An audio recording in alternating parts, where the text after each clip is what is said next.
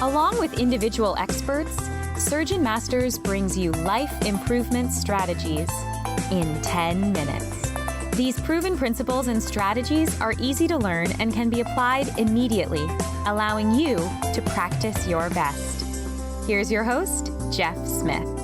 On this episode of the Surgeon Masters mini podcast, I have with me exercise physiologist Gil Spitz. So, exercise physiologist and working with a medical team. Tell me a little bit more about your background. So originally my original degrees were in music, classical guitar, and percussion. And that's actually how this journey all started. I, like a lot of musicians, was continuously suffering repetitive motion injuries. At some point, pursuing music as a career just kind of was no longer feasible. So I switched tracks, thinking to go into something like physical therapy. Ended up really falling in love with the world of exercise science and research. Did my thesis work on emergency responders and optimized training for them. Eventually moved to Houston to be close to family. Free babysitting, incomparable, best thing ever. Ended up working at Baylor St. Luke's, working in the ICUs originally, and now for the liver transplant team. During that time, I've actually spent a lot of time working with the various medical professionals, our surgeons, our nurses, all that, and kind of really got interested in helping them prevent injuries and started really kind of harkening back to thinking of the medical staff as athletes, the same way I used to think of musicians as athletes. Just, instead of running as fast as you can, we're doing very precise movements to create very specific outcomes. And that will definitely, end up in injuries if you don't take proper care and give yourself the training, both physically, mentally, and energetically. So that's really kind of a short version of how I got here. And I know there's, diverse topics here, especially in like OR ergonomics, where we've even had some guests with us share on that. And I'm sure you have expertise there. But this concept of sort of training for what we do, what have you recognized as some of the sort of important things in surgeons and other proceduralists and the team that is helping do all that work? Well, the first thing I would say is a lot of people just kind of take very general health and fitness advice and try to apply it to themselves. And that's not necessarily bad.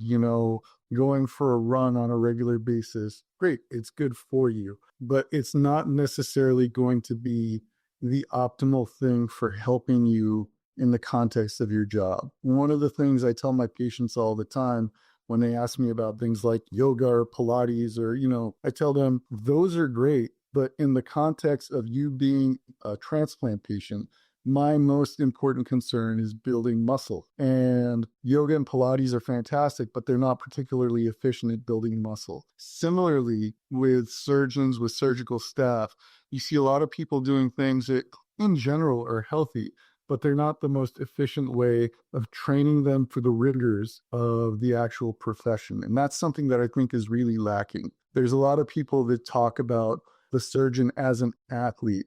And I think that's one of the parts of the equation that's missing, is looking at strength and conditioning principles and actually providing a needs analysis, looking at what movements, what muscles, what energetic systems are being used, and then optimizing those systems.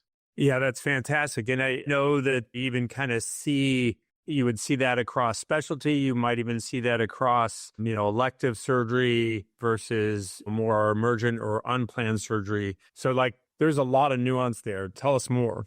Well, 100%, just like you would see on a single team, people that play different positions, you have a variety of types of surgeries and positions that surgeon puts themselves in. So for example, you would definitely want different types of exercises for someone that performs open surgery versus laparoscopic versus robotic. Also, case length is really important. I know that a hernia repair is a much less time consuming than, say, a liver transplant, one of the things that my surgeons deal with on a regular basis.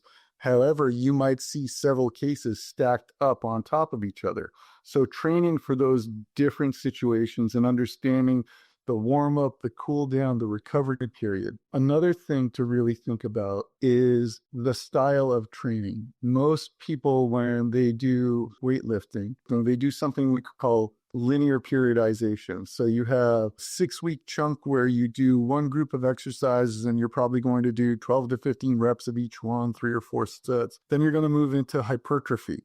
So you lower the number of reps, you raise the amount of resistance, you take 6 weeks, take a week off, then you move into strength training.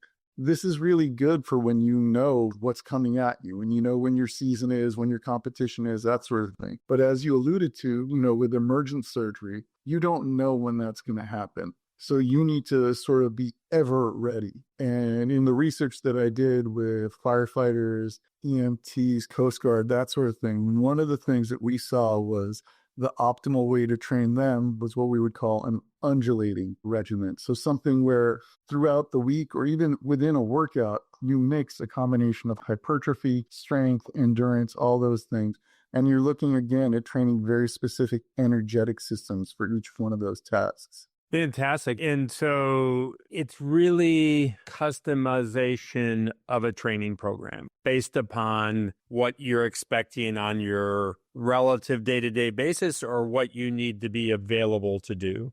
I would say what you need to be available to do. You always want to kind of expect the worst, hope for the best and expect the worst. So you always want the body to be prepared for, tomorrow I've got to be in at 4 a.m. and I've got a massive number of cases or I got a really long complex surgery.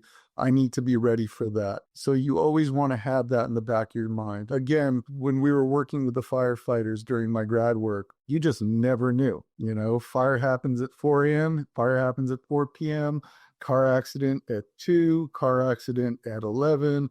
You never know how many of these are going to happen, whether they're all going to stack up, and then, how much off time you're going to have in between them. So you really want to train for maximum effect, but also you want to provide the minimum necessary dose. Time is absolutely our most crucial commodity, and it's really important to make the best use of it. There's no real extended return on going beyond what you absolutely need. Well, I definitely think you're speaking the language of surgeons and that, they want to be efficient with what they do. And certainly the other half of what I hear is we're doing this to prevent as many problems or injuries as we can. So it's preparing for that. Yeah, no, the return on investment is massive. I don't have the numbers in front of me, but there are so many surgeons whose careers are cut short due to injury and who are just kind of toughing it out, trying to work through pain that, 1, is mostly preventable, 2 is mostly recoverable from once it happens. So it's really, if you can keep working for a couple more years, 5, 10 years, be pain-free, take the work on your own terms and decide when you want to leave as opposed to have it forced on you. Again, the return on that investment is just fantastic.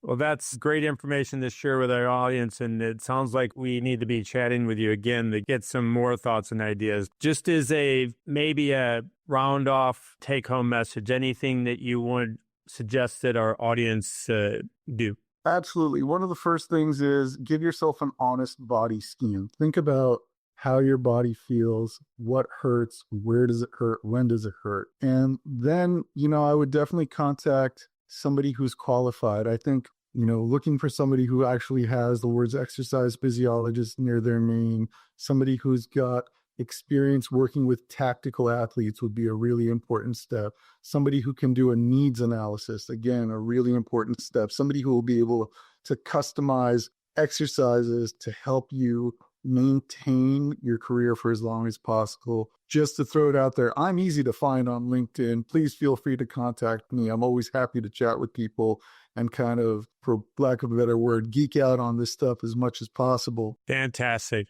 Thank you, Gil. Very much appreciate being here. Thank you. There you have it. In less than 10 minutes, this is Jeff Smith, along with Gil Spitz. Until the next episode of Life Improvement Strategies for the Surgeon Who Wants More. Ciao.